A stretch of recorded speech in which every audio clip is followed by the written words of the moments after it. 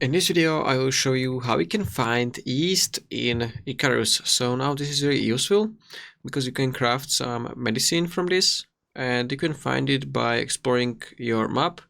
You can find it anywhere in forest, so it looks like this. It's this like little flower, and you can find it almost anywhere, I would say. So I'm gonna quickly run around to show you.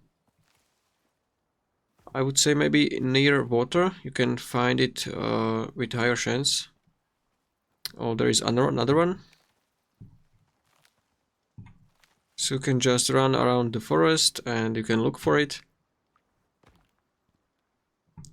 And that's pretty much it.